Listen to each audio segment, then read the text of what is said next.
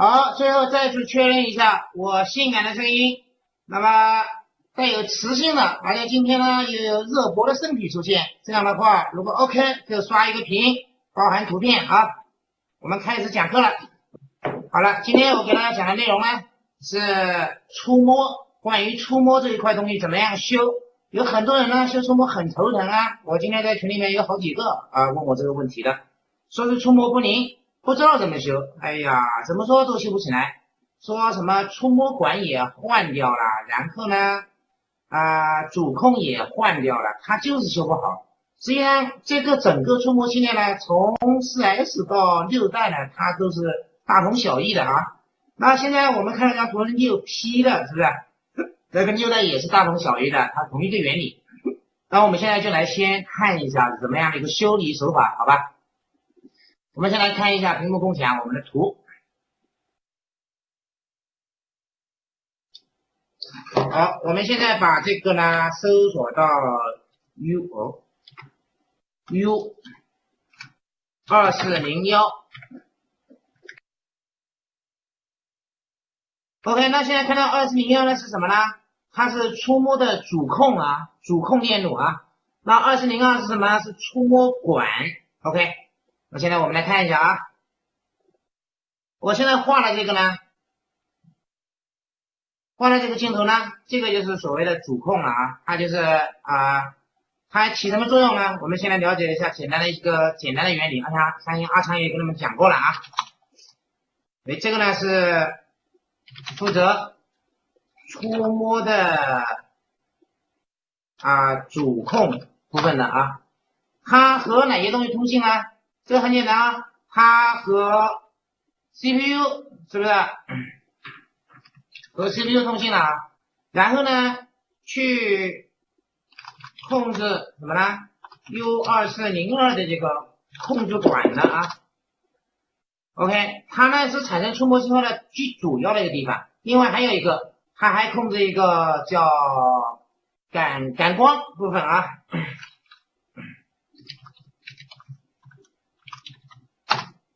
好，那我们之前有说过，感光是 FNC3 这条总线FNC2 这条总线上去控制的。比如说感光部分呢，就是接口接416上面啊，它呢是可以形成蓝屏红屏的这个现象的。这是一个话外题啊。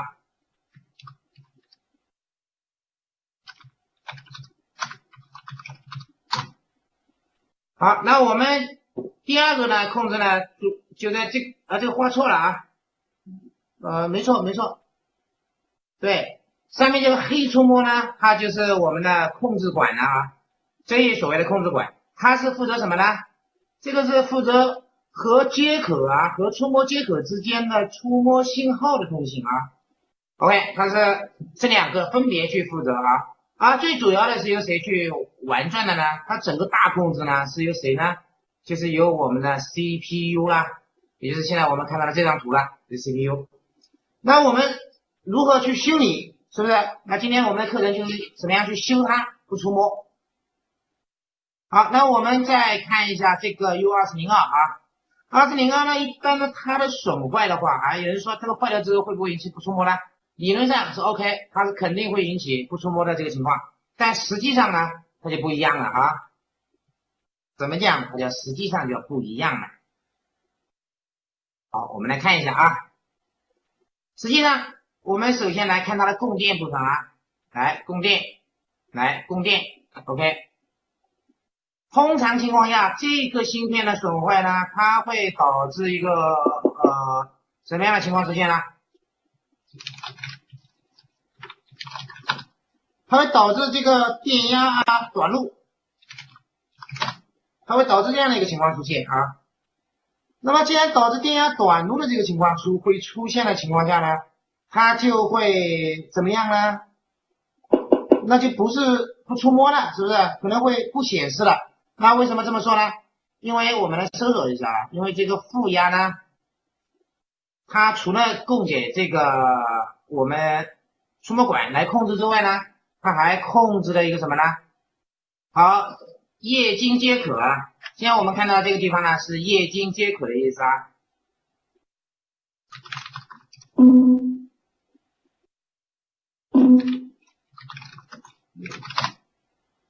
好，换句话说呢，它那个刚才的 U2402 的损坏呢 ，U2402 的损坏呢，它就会直接导致这个电压的问题啊，这个直接导致这个负压。第一个是短路啊，第二个呢是拉掉了或者拉没了啊，拉掉了，因为坏嘛，因为成了过流了，是不是？那这样呢就会影响什么呢？第一个直接影响的就是这个液晶的显示喽，是不是？它就会影响这样一个情况出现。那这个情况出现的话呢，它一般都会导致花屏的情况啊，还有那个在那个关机或者是开机的时候，它滑屏的这个地方有一格一格的这个叫什么呢？一格一格的这个白格这个格子啊，就会出现这样的情况。所以呢，我们可以这样先以排除手法。这样的话呢，我们先简单的排除掉这个故障。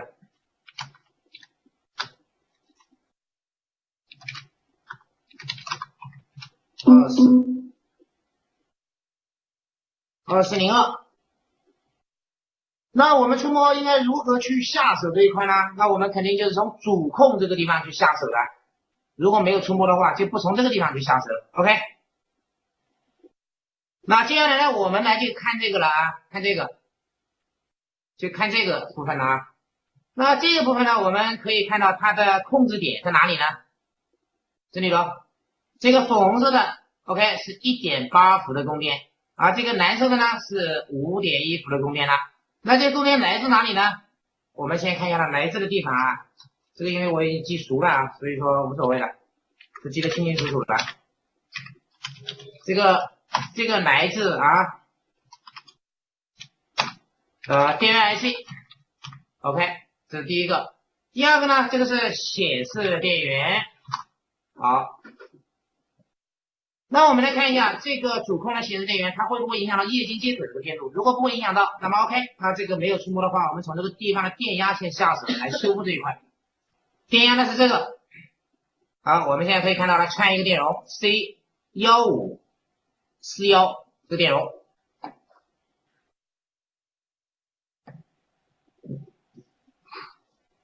你看一下，它到 U2401这个地方，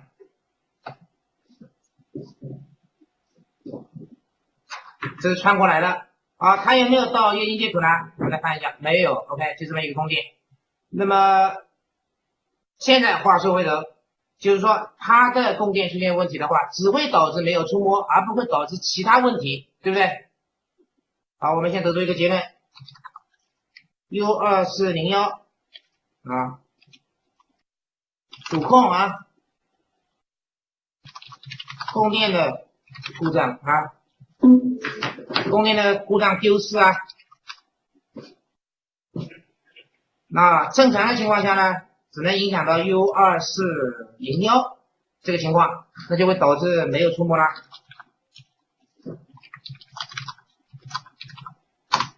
其他的影响特别甚小，除非那个电容坏掉了，除非接过那个电容出现问题了，影响这个显示电源短路，这样的话导致一个完全是黑屏的现象了啊。这个情况会有发生，理论上面，但实际修的经验上面是比较少见的啊。我把图弄大一点就好了吧？哎，图更小了，再大一号。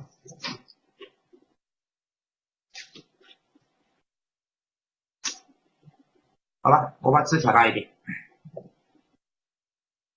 那么现在我们来看一下 1.8 伏啊，来自电源 IC 的，那有很多的情况啊，比如说在修触摸的时候，有人说我把触摸这个两个都换掉了，两个都电压什么东西啊，都量了一量，说 1.8 伏会有问题，比如说不出来，就说 1.8 伏啊，这个 1.8 伏就不出来，这个他们首先第一个量到的啊，这个是修六代的时候，很多人呢就飞线，哎，有人就通过一个飞线的一个情况啊，哦，字要大一点了是吧？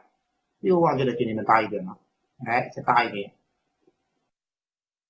很多人就飞线 1.8 伏 ，OK， 那这个思路是正确的吗？请问？好，为什么这个思路不正确呢？我打个叉。那接下来我要说明原因，好吧？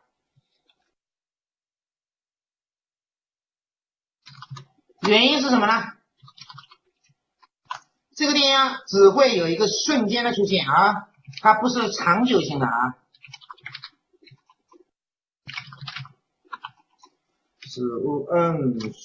瞬间，好，出现了。那换句话说，有时候量不到，对不对？所以说你在开机它滑的时候，你才会量得到这个电压。所以你本身你就量不到这个情况，是不是？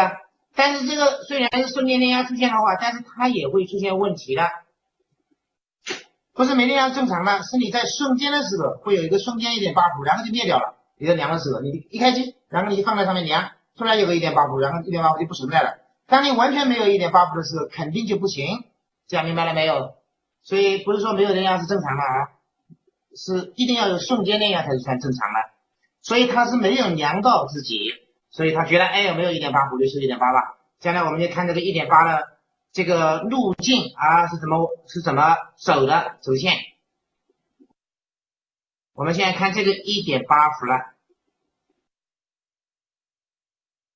电源 IC 啊，这是电源 IC 啊，电源是哪个角呢？这2个引角出现了，哎，画错了，哎，真画错了。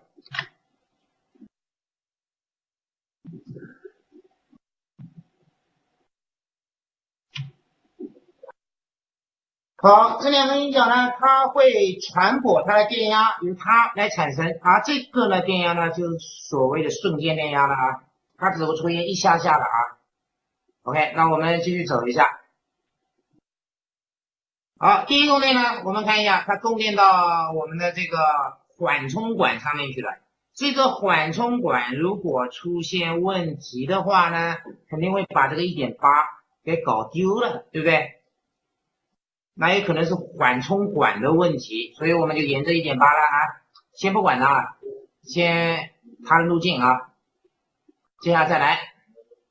好，到电阻是作为 F 方程总线的上拉电压，这个是作为它的触摸这一块的一个总线控制的，这个等于不。好，供电给2001 ，OK， 还供电给2001的下面这一部分，还供电给什么呢？2001的作为这个开关信号的一个上拉，好就没有了，它只给2401，我们现在看到了。好，那有人说我用瞬间去量的话，我还是量不到这个电压，对啊，我瞬间我就量不到这个电压，你说我咋弄呢？是不是？好，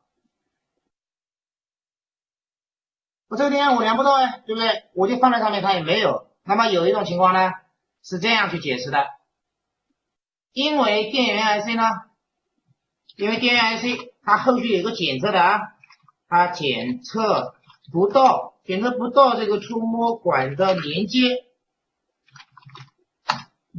所以它是不会产生这个电压的。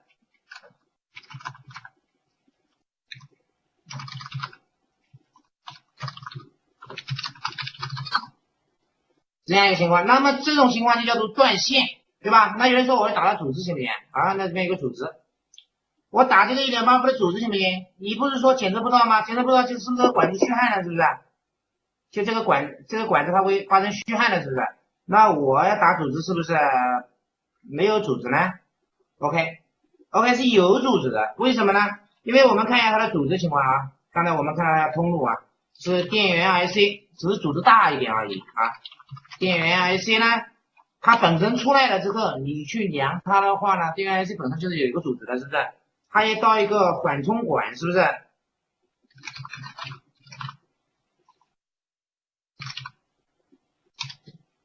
那缓冲管呢也是有组织的，是不是？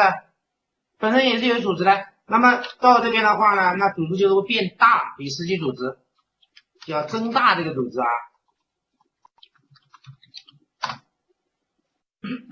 所以它是否虚焊，基本上确定不了它是否虚焊这样一个问题，这样明白了没？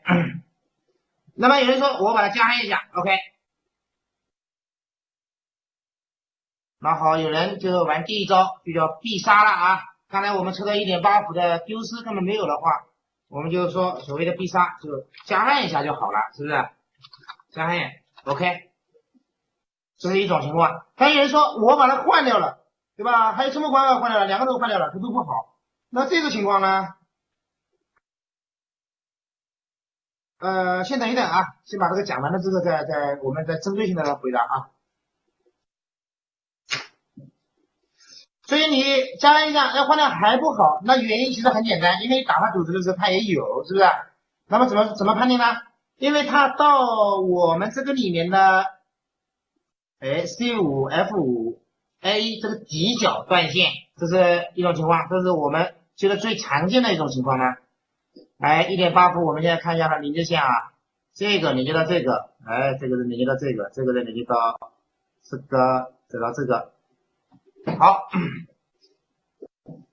换句话说呢，也就是这个底角之间和外面的这个电容啊，刚才这个电容是多少了？我看看啊，电容是 C2003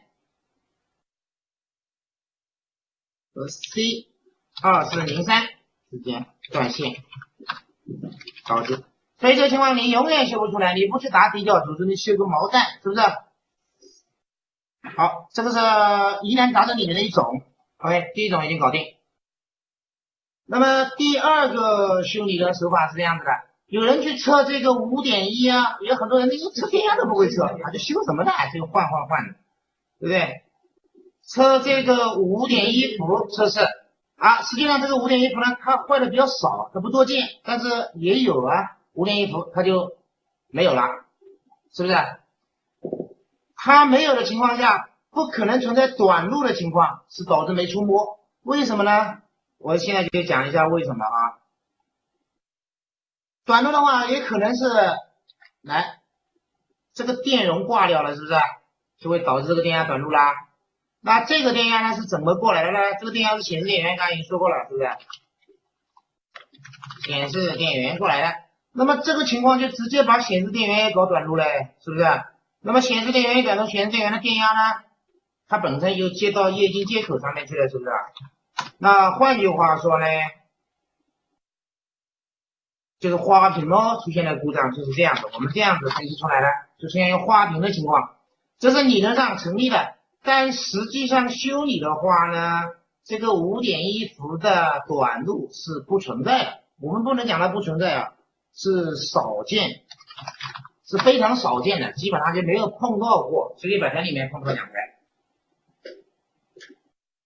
所以这里呢，只有一种情况出现，就是这个东西呢，它断线的会导致这样的一个情况，断线。那断线显示电源到它之间断线呢，还是怎么回事呢？而且这个断线呢，还不是显示电源到电容之间断线，还是这个里面的主底角断线。这个现象呢，是我们进水之后，我们这边会碰到这样的一个疑难杂症啊，比如说到 C8 之间断线了啊。所以我们的飞线呢，就要飞到哪里去呢？不是几个点飞线啊，这个飞线的话就要飞到这个里面去了 ，OK， 到这个里面去，是这里面断线，好吧？所以这根线呢，我们是从哪个上面引过来的呢？是从电容上面引过来的。刚才的电容我们来看一看啊，电容是 C2002，引线过来。引到这个底角上面去，我们把它拆掉，然后再把它装上去，这样一块搞定，这样一个问题。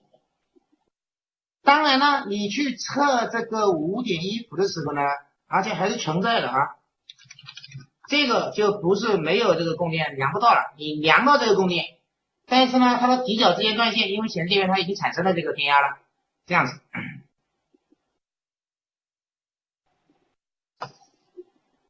好，供电刚才有人说了，它没有问题啊，说两个都有，那就是触摸还不行，还从这个入手，你就是不要从那个上面入手啊。那么我们要测这个电压，这个电压呢是2个供电存在之后，它自己本身产生的一个电压 1.2 伏了，我们看到啊，看到这里有1.2伏的一个供电了。好，中间呢，我们就直接打一下这个电容上面这个部分的组织，看看是不是虚焊。如果虚焊你就加焊，是不是？这样搞定，可是更换掉了还不好了，是不是？就直接测电压咯。如果电压正常的，电压没有，阻值是正常啊。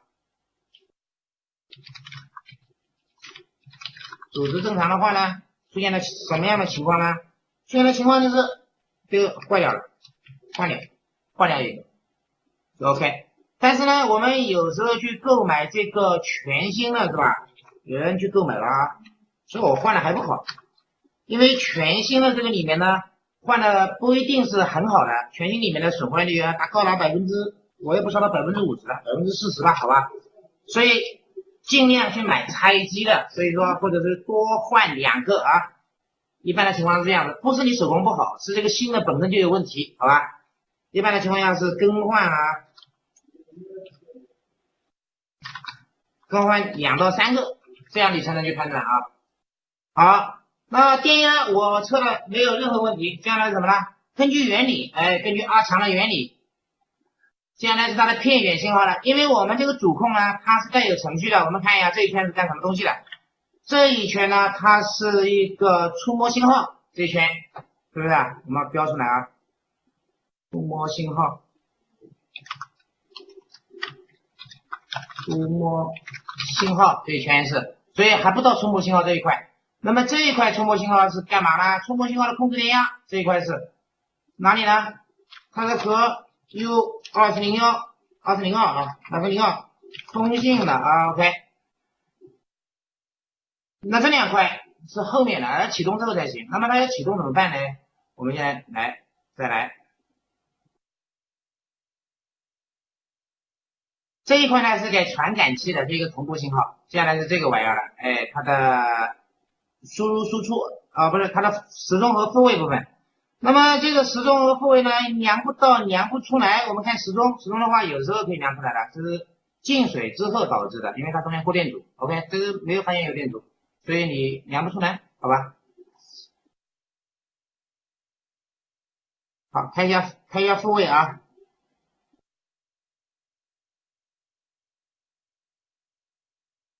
好，复位你也量不出来，它也没有东西，是不是？好，接下来这一圈呢是这个东西了。我们现在发现了是片选信号，是有这么一圈东西的，这是阿强的原理啊。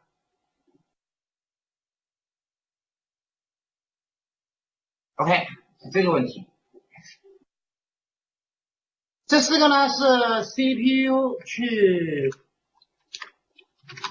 去检测这个触摸主控的程序的啊。去检测它的程序的，你看一下啊，检测程序里面有4个信号，第一个是片选，首先是终端请求，是由触摸向 CPU 发出，你就请求你帮我测一下对吧 ？OK， 它发出一个片选时钟，然后数据输出，最后把数据输出给 CPU 去检测。那么这边呢，进水之后这一个电容要不要注意的？那更换这个电容的电阻更换这个电阻的时候呢，一定要更换一模一样的啊。我们要测一下这个电阻是不是好坏啊？一模一样的啊。如果你随便找个电阻或者转接一下，那就修不好了，这是完蛋了，好吧？这是一个必杀。那么下面有个经典的必杀，就是它的14音角。好，我们现在看到了14啊，1、2、3、4，这个角，这个呢是它的片选信号 CS， 它通哪里呢？它直通 CPU。现在我们找过去啊，这个呢就是 CPU 了。那有人说它不好量啊，这个东西呢，接下来之后呢，因为电压这一块修好了，我们很多东西刚才有个电阻修一下就没办法量了，接下来把它抵消阻值了。那么我们首先呢，刚才根据这个时序论在走的话，阿强的时序论在修的话，我们接下来首先打的就是这个 CS 片源的阻值了。我们怎么处理呢？拆掉芯片啊，拆掉芯片打抵消阻值。首先第一个要打的抵消阻值就是这个 CS。OK， 那 CS 到哪个音角呢？我们现在可以看一下啊，到哪个音角？到它的 E31。好，换句话说，我们把 CPU 从它调出来啊。A B C D E 31，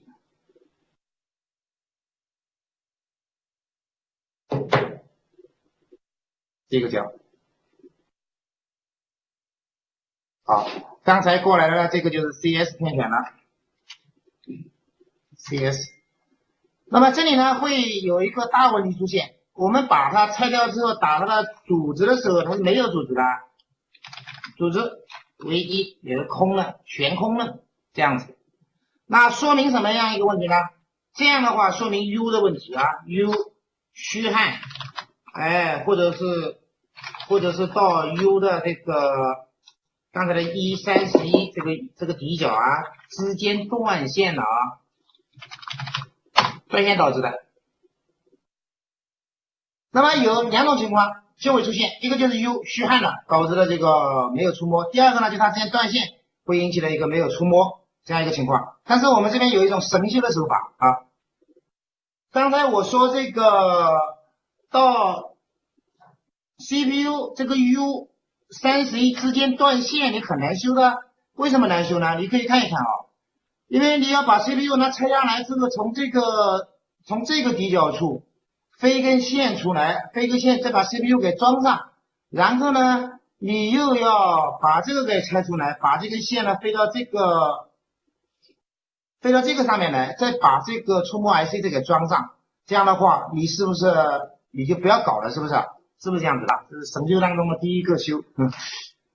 好，你们现在看到这张图没有？那这张图呢是电源 IC 的一张图啊。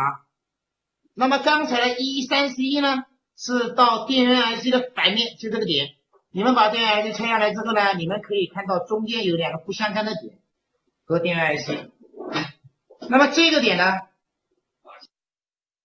它的反面，那反面就是 CPU 了，就是 CPU 的刚才说的131，就这个底角。OK， 那么怎么修？在这个点上面挖洞，哎，你就拼命的挖就对了啊。这个是叫没有挖不倒的墙，对吧？好，挖的时候你会大概挖到，哎，不要挖太久，你就会挖到31角的那个底角就会露出来了 ，OK， 就会露出来。你把电源 IC 给拆了，然后从电源 IC 这个阴角啊，从这个地方接个线出来，这个时候你把电源 IC 给装上，飞线啊，飞到哪个位置去呢？这就简单了啊，这个飞线飞到这个位置来。OK， 那这样的话，再把这个触摸给装上，这样一个机子就搞定了。好，这是一个神修的办法啊，这个已经提供给你们了。好，那这个办法搞定这个之后呢，那基于其他的步骤呢，其他的步骤坏的就不是很多了。那哪些步骤坏的不是很多呢？那最后一个会一个疑难杂症坏的就是这个总线部分了啊。总线部分的话，如果搞定的话，那这个基本上就没有什么你再不瞎搞不定的了。这个总线部分呢，是因为两个电阻啊，分离性水渍，把这两个电阻不能短接，只能更换啊。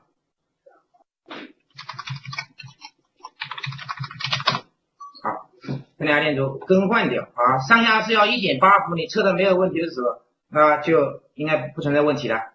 那如果你下面如果测出有问题的话呢？ OK， 那基本上是 CPU 问题了。那么最后一个，通过刚才几个步骤，如果你还修不好的话呢，那我们就可以确定是 CPU 本身给它的信号出现了问题。那这种情况呢，就是 CPU 挂掉了，那这个时候我们就可以放弃掉了，好吧？其他以上几个情况修理的没有触摸的话，都基本上80%都可以搞定了。好，这是触摸。